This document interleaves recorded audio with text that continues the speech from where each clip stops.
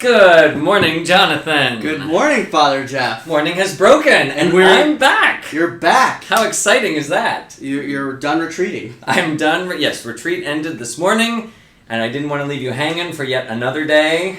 It was good that Jackie and Adam filled in for me, but who else can really sit in the seat?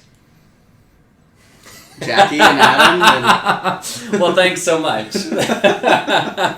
Hey, thanks so much. I know you were a part of, and a bunch of people were a part of a parade that went by my house yesterday, the rectory, yesterday evening. Thanks to all of you who did that drive-by birthday parade. That was so exciting. It was neat to see all the families, and I think the kids were more excited that they got to participate in it. And they love sticking their heads through the sunroofs and hanging out the windows. Anytime they can be in a car and not be strapped in. And not be strapped in and wave everything out. That was awesome. So thanks so much. It was wonderful. I think we got a little clip of that at the end of the show today. If everything goes well. If everything goes well, we will see. Yeah. Well, Jonathan, I figured I'd give you the day off today. Thank God. Well, not from the office, just from the morning show. So you still got to do some work around here. Exactly. But since I have my good friend Bishop Lopes in town, I thought I would bring him on. And how often do we get to have a bishop on a morning show?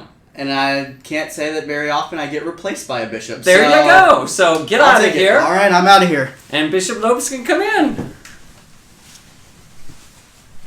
Good morning. Well, good morning. Now, wait a minute. We're really getting rid of Jonathan? We're really getting rid of Jonathan. Are you sure that's a good idea? Well, I've thought about... Doesn't he kind of carry the show? Oh. I'm just saying. Oh, wait, look. A very helpfully placed cup of coffee. You see, our set crew does all sorts around here. We have a great crew here. We have a great set crew. So, I know a number of our viewers here know who you are. We got people from Hartington and Coleridge and Columbus and Texas and all over the place, California. So they may know you. There are some people here who have no idea who you are. That's fine. Sometimes it's safer that way. It is true. Exactly. It is true. So, who are you? This is Bishop Stephen Lopes. We went to seminary together. We did. We met at the North American College 23 years ago. Many years ago. It's been like a lifetime. It's true. It has been. Feels longer for some of us than others. We'll leave that as an unanswered question. True. Yes. So, you were from the Diocese of San Francisco.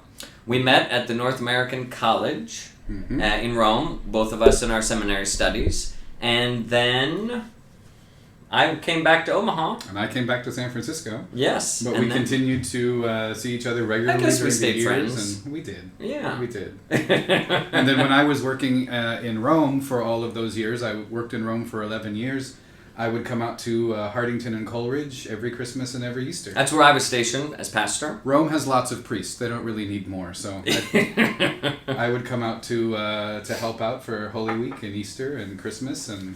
became pastor of Coleridge once a year. He was my associate pastor.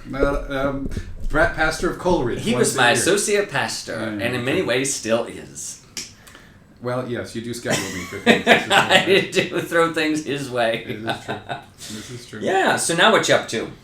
Now I'm Bishop of the Ordinariate of the Chair of St. Peter, which is a diocese... Which is a mouthful. It is. No marketing person had anything to do with our name because it's too long. It's a diocese that goes across all of North America. And our parishes, we have 35 parishes. Our parishes are originally Anglican. They're from that English Anglican tradition who have become Catholic. They bring all of that with them into the Catholic Church, a different way of worshiping, a different way of perhaps structuring their parish life. And so they're not Anglican anymore. No, so that's not Anglican anymore. This was something that Pope Benedict kind of paved the way for. In 2009. There were some English Anglican bishops that, kind of approached and said, hey, can we become Catholic in a way that we can still bring a lot of our own traditions, a lot of our own way of prayer, our way of celebrating Mass and the sacraments? And he said yes. Yeah, so figuring that out. And that, indeed. And our office in Rome was the office that was tasked with doing that. And it fell to me because I was uniquely qualified. I spoke English. You spoke English. That was it. Look at that. The Polacks from Coleridge miss you. Oh, very good. See? Yeah. When I was pastor of Coleridge. That's right. When you were... And Jeremiah was my best server. He was. Yep. He was our best one of our best servers up there. Yeah, it is. Yeah. Whenever the bishop was coming around, or not bishop then, but whenever this guy was coming around, Jeremiah, you're on. Mm-hmm. Yeah, That's fantastic. Right. That's right. So these parishes now, scattered throughout the North America, United States, Canada. Yes. And then there's two other ordinariates in the world. That's true. Australia and in Great Britain. Mm-hmm. So these parishes that are all over the United States, they all used to be Anglo tradition, more or less. Originally, they come from that, certainly. Our parishes, for example, in Texas are both about 35 years old. Actually, those began earlier under Pope John Paul II. So initially, yes, everybody who came over, say, in 1983 or 1984, would have come from that tradition. But now, of course, we have people who just grow up in it, and this is the expression of the Catholic faith that they know. They're not the converts. This is now something. They are children of converts, and now they're like that second generation. This is who they are and what they are. Mm-hmm. And you've got your first batch of seminarians. We do that are like homegrown, because there were your first priests, of course, were Anglican priests or some kind of minister. They were ordained. Anglo they tradition. were ordained in one of the jurisdictions in North America, Anglican jurisdictions, and when they became Catholic, they petitioned to become Catholic priests. But this year, in just 3 weeks, we will ordain our first two who've come all the way through the seminary for us. That's incredible. It is. Yeah. It is. So these are celibate guys. These are celibate guys. So they had the married priests. Many of them were married right. As Anglican priests or ministers. But you remember how we used to wait for our first assignments? And figuring that maybe, out. yes. You paid off some priest in the Holy Land to find out what your first assignment was. I remember that. We had, the envelopes sitting there in the sacristy when we came back in through the... After ordination. You were ordained. You were ordinated, and then you came into the sacristy. But I found out, about an hour before, during the laying on of hands in the ordination rite, I got a thump on the head from one of the priests who said, "Welcome to St. Patrick's," so I knew where I was going. But our guys, it's one thing when the diocese is, the Archdiocese of Omaha. It's landlocked. Generally you'll be in one of these counties, but our three men being ordained in Houston on the 29th of June, one will go to Rochester, New York, one will go to Baltimore, Maryland, and one will go to Philadelphia.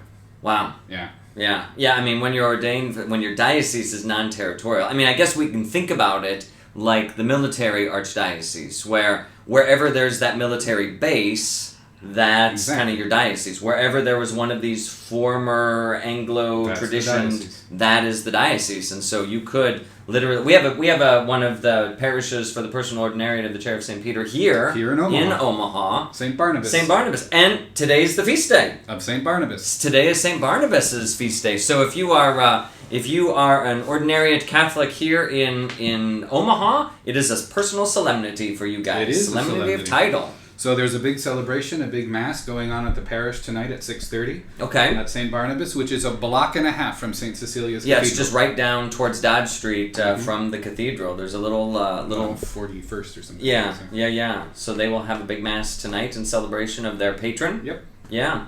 Excellent. Father Jason Catania is the pastor there.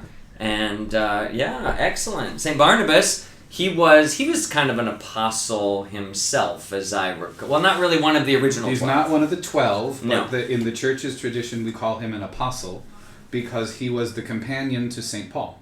Yes. And when St. Paul had his conversion, everybody thinks he had his conversion, he fell off his horse, and then he got up and started preaching. Right, didn't happen. Didn't quite happen that way. He had 3 years to go figure out what in the heck happened to him. He was a Pharisee who wanted to see the church die. Right. Actively persecuted. Actively. People feared him. He was at the stoning of St. Stephen. I don't like people named Paul. I feel a little threatened. But it was Barnabas whose job it was, in a certain sense, by the other apostles, was to go be his teacher and catechist, and then Barnabas introduced him to the other apostles, and then when the time came for Paul to really go and preach the gospel, that first great missionary journey, they sent Barnabas along with him. because the apostles, I think, were afraid that if they just sent Paul, nobody would turn out because they were all afraid of him. They were afraid of him, so you needed to send someone that could vouch for him. So basically, Barnabas was I'm vouching for this guy, he's okay. Yep. I do that for you a lot. I'm vouching for this guy, he is okay. Gee, thanks. Yeah. Yeah, so Barnabas. That's Barnabas. Excellent, excellent. Fran mentions that you are a young bishop. I am. You are one of the youngest I think that's in the world. Yeah. Yeah, I mean, it is. It's kind of a crazy thing. I don't know what the Pope was thinking when your name came across his desk. Yeah, who's this guy? No, yeah, no, right. Yeah, so that's exciting. So you were here with me. We were doing retreat this week. We were. And it was a great retreat, a great time for prayer, although I've never been on a retreat before where someone throws themselves a parade at the end of it. So, that was unique. Okay, I did not throw myself a parade. So you say. But everybody ought to have a parade thrown for them. I see. Yes. I stood at the side with the dog, and we were both a little confused. It was lovely. But yeah, I think it's important for people. We talk about retreats all the time. Mm-hmm. And, people hear that, and maybe they go on a retreat. And sometimes when you think about, if I'm going to do a retreat, I have to go far away, I have to go to a monastery, I have to go... I mean, our original plan was to go to a monastery north of Denver. Mm-hmm. There's a community of Benedictine nuns up there, the Sisters of St. Walburga. And we've been going there for a number of years. Yeah. Every other year or so, and heading up there and doing our exercise. It's like almost on the Colorado-Wyoming border, so it's just rugged, beautiful. We started going there in 2004. It's been a few years. It's been just a few. Mm-hmm. And it's, but we were, travel things were complicated. The community there really hadn't opened up to retreatants we yet. Get a flight. Flights were complicated and expensive, and... So here we are. We're doing it here. It's like, you know what? I've got a backyard, and I've got a rectory to myself, and you needed to get out of the out of Dodge for a little while because when you're a bishop in the diocese, everybody wants to get a piece of you, and so getting away. So yeah. And you have a lovely chapel in the house. So I do have a little chapel, so we were able to.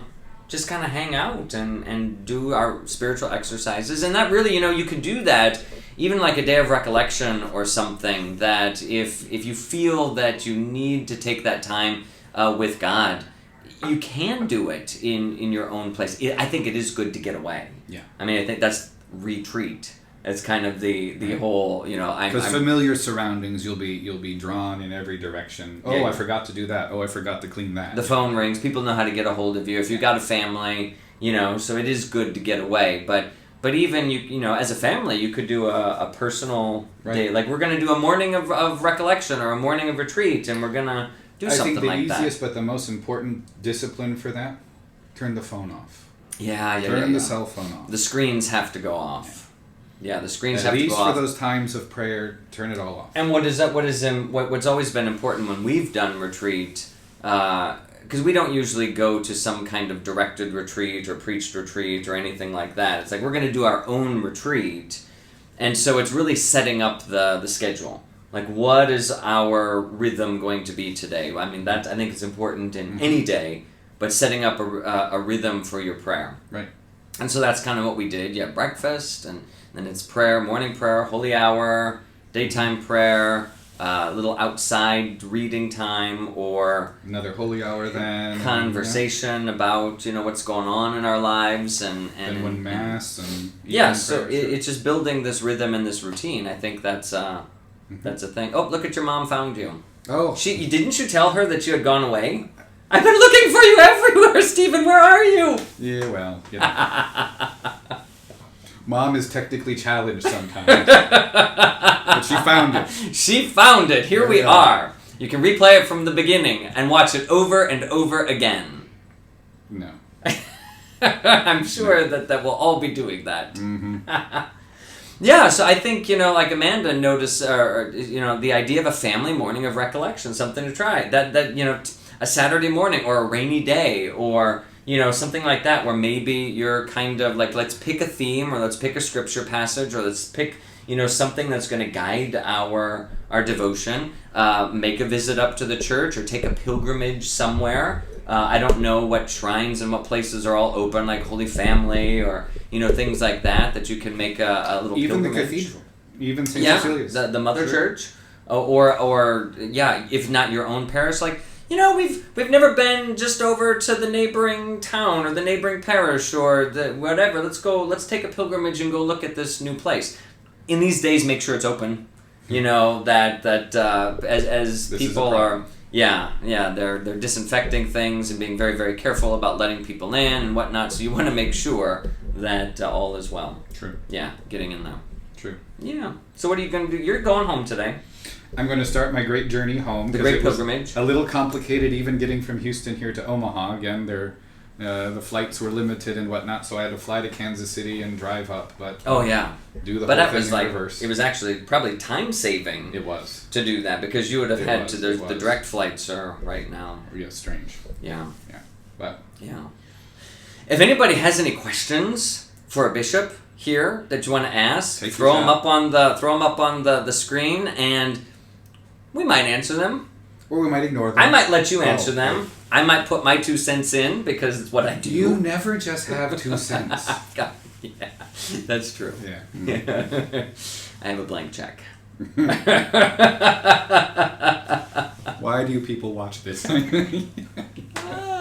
Oh my goodness. We're going through Dies Domini. Oh, that's a good. Do you have any thoughts on that? It's good. It's actually one of John Paul II's best, I think, and least known instructions on the importance of Sunday. Yeah, it is. Yeah, it's good. We're kind of going through it and working our way through the document. Mm-hmm. I don't know. I think we're in chapter 3. We'll get back to it next week, maybe tomorrow. I don't know. Whenever we get back to it. Yeah. Visiting other churches. Karen notes that when she's on vacation, she loves visiting other churches. We love to visit other churches too, like to find the cathedral. Although every time we go to cathedrals, it's about a 50-50 shot as whether or not they're going to be unlocked or not. 20/80. Usually we're in the 20. Most cathedrals are locked. Most cathedrals are locked. Mine is not in Houston, so you can come to the Cathedral of Our Lady of Walsingham, and it's always. Are open. you the Bishop of Houston? No, but my cathedral is in Houston. It is in Houston. That's the where the chancery for you, because you kind of go all over North America. You do have a central place where the cathedral and the chancery are. Right. So there's the Cathedral of Houston, and then there's the Cathedral of the Ordinariate of the Church of St. Peter in Houston. Yeah. Right. Catalina says, is it nice and cool up there? Because she's one of our Houston friends. Hi, Catalina. It is nice and cool up here. We had a little storm, and it all kind of cooled things down. The windows open this morning. It's lovely in the house. It doesn't happen this way in Houston. We have a storm, and it heats things up. No, it's nice. It's nice when that rolls through. What is your biggest highlight as a bishop, asks Rhonda. I think it's the celebration of the sacraments. I think for me, the sacrament of confirmation is such an important one. That indwelling presence of the Holy Spirit. Of course, I get to ordain priests and deacons, which was really, really good. Powerful and I got to ordain my college roommate. That was fun. College roommate. Exactly. He became a Benedictine monk. And after years Brother as a Benedictine Bede. monk, Father Bede was ordained a priest for the monastery, so they asked me to do that. Nice. Mm-hmm. That was fun. Yeah. Excellent. Things like that. Jeremiah remembers that you gave him a rosary blessed by the Pope. Mm-hmm. See, excellent. Serve for me. I treat you well.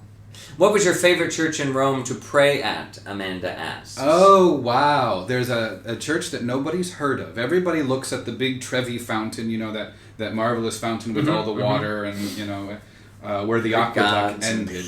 Yep. Right next to it to the left, there's a tiny little church called Santa Maria in Trivio. Trivio is where the Trevi comes from, right? Mm-hmm. That tiny little church, it's barely...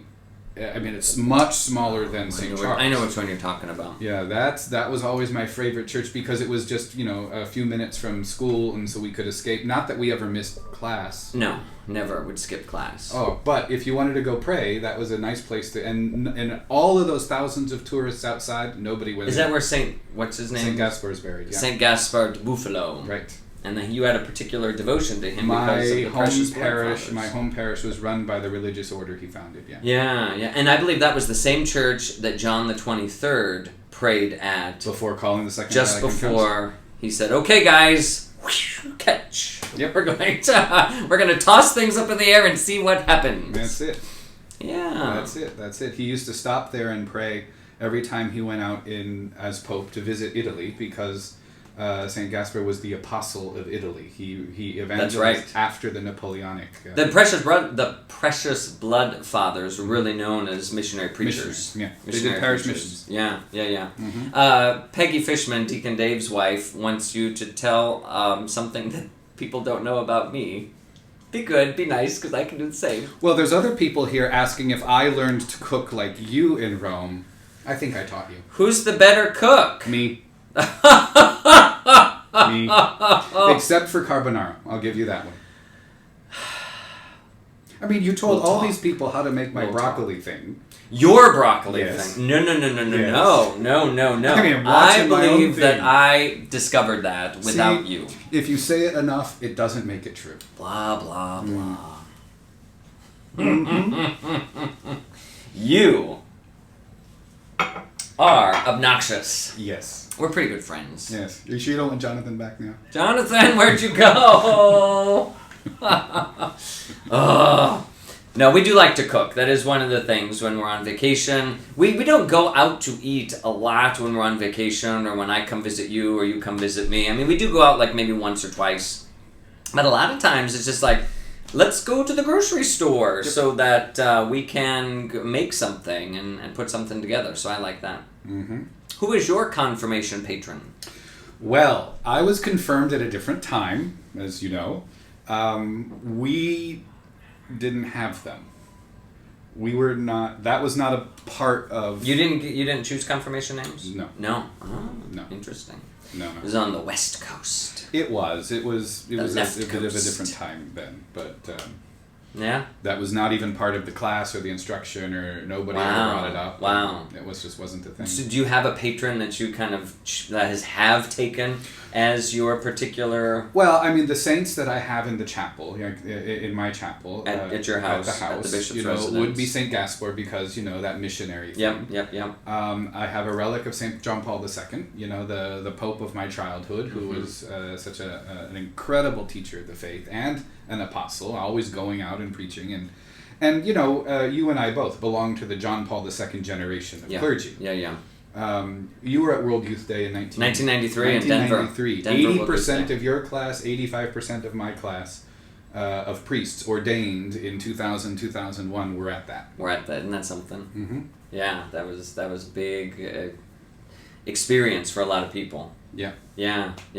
My patron was Peter the Apostle, and I've just always been attracted to his call and how he's such a he's one of those few biblical saints that you really get a full picture of his ups, his downs, and everything in between, and just the incredible vocation he was given in the church. And sometimes it feels like you're carrying a mountain on your back. What's that new TV show that had... The Chosen. The Chosen. Yeah, Chosen. We've talked about that. The depiction of Peter in there, I think, is very good. Yeah. It's very human. We were watching that as part of our evening thing on retreat, and so we got through episode 3 or 4, and so just that was our evening television, if you will. We did, so that was pretty good.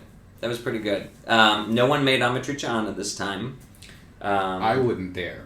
I do make a good Amatriciana. You don't make the best. You need to stop!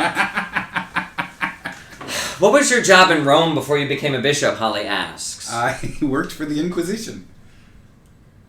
You did work for the Inquisition. Work for the Inquisition. It's the modern day Inquisition. The Congregation for the Doctrine of the Faith, that was the office that Cardinal Ratzinger was in charge of for 24 years. Right. And then Cardinal Leveda. Became Pope Benedict. I worked for Cardinal Leveda there, and our office was charged with the faith and morals of the Catholic Church throughout the world, defending it when it needed defending and promoting it. Right. So basically, is this the Catholic faith? Is this the Catholic way of living the faith? When there were questions, when there are questions of that, and when there are, like you said, the promotion of that, to send that out. Right. Yeah.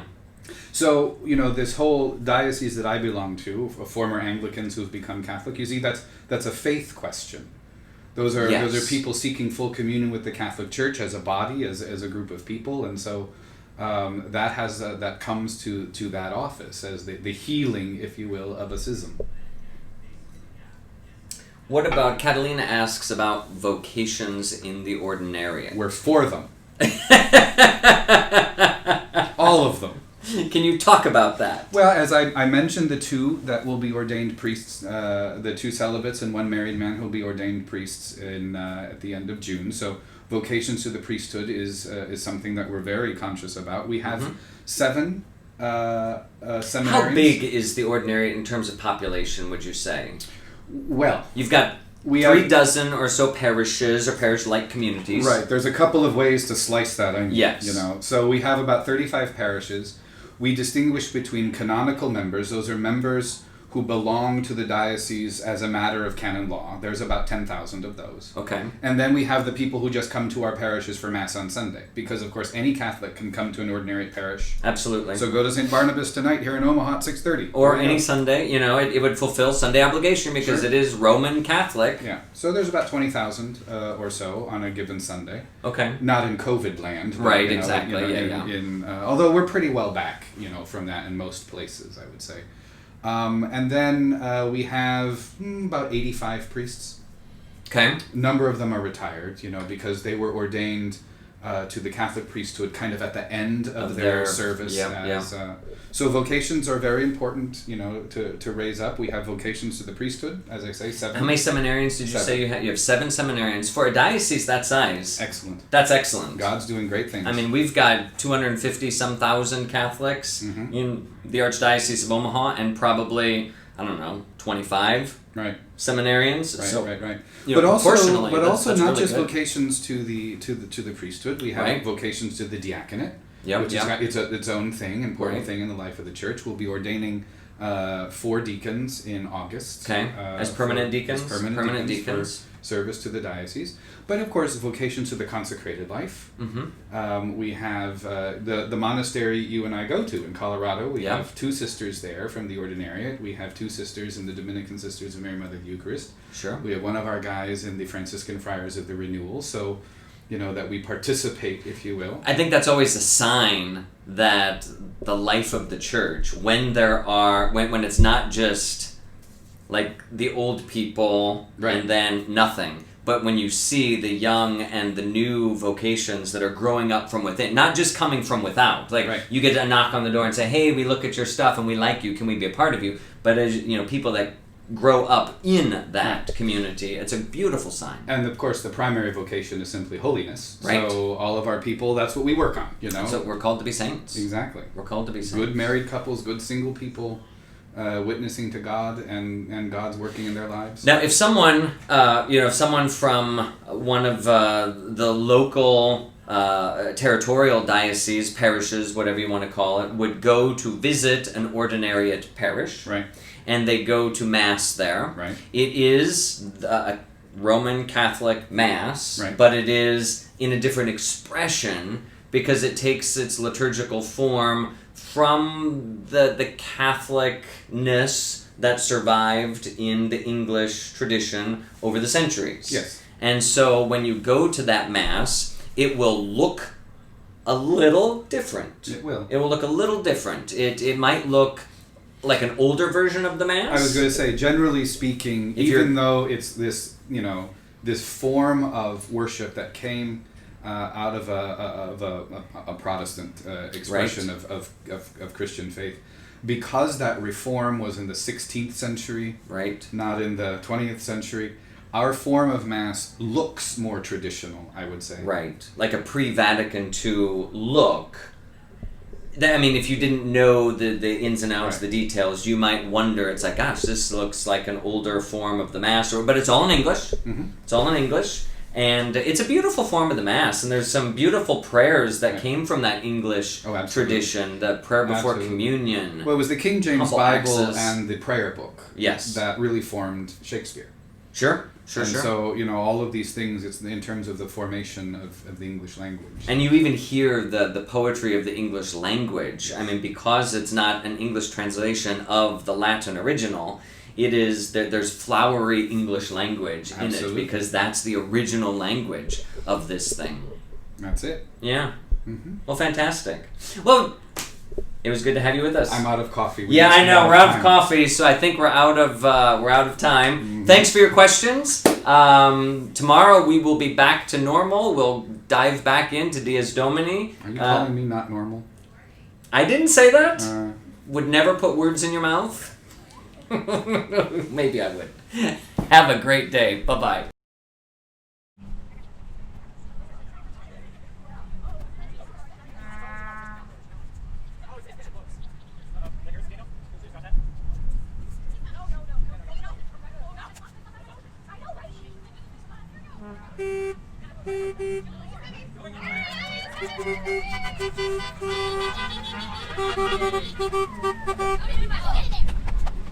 People keep coming to my place. Happy birthday to me, thank you. Are you guys the gift card people? All right, good, thank you. Thank you. Is that me? Wait a minute, you belong together? What's going on here? Oh, how are you? It's another gift. How are you guys?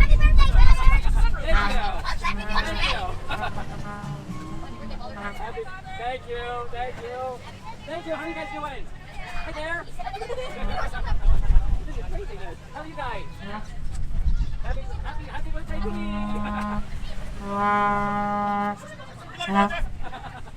How are you guys? We're great. We're in the middle of you. Take care. How are you doing? Good to see you guys. How are you? How you guys doing? Good evening. Thank you. Thanks for helping, guys. Thank you. Thank you. Oh, did you know about this? Hello. How you guys doing? Thank you. How are you? Thank you. How's it going? Thank you. Well, thank you. How are you guys? How's it going? Have a good evening. Thank you. Well, thank you. How you guys doing? Thank you. Good to see you. Hello. How are you? Thank you. Good evening. How you guys doing? Good to see you. Have a good night. Hey, how you guys doing? Thank you. Have a good night.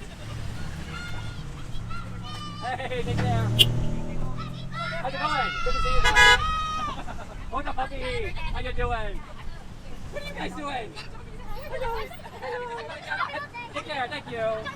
What? Where was he? How you guys doing? How you guys doing? Got a full house. Staples might have a thing or two to say about that. See you guys later. Are they leaving you behind now?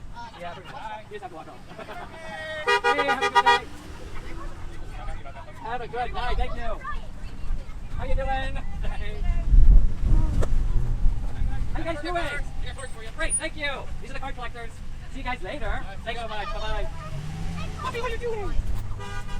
How are you guys? Have a good night. Thanks. He sees the puppy across the street. He's like, where's the puppy? How you doing? Good to see you. That's right. Hey, how you guys doing? Thank you. How are you guys? Thank you. Thank you. Have a great night. Thank you. How are you guys? Thank you. Thank you. How are you this evening? Good. It's too close. We were going to walk. It's a little bit different. It is. Have a great day. Thanks so much. Thank you. Jonathan. Thank you all. Have a great night. Bye-bye.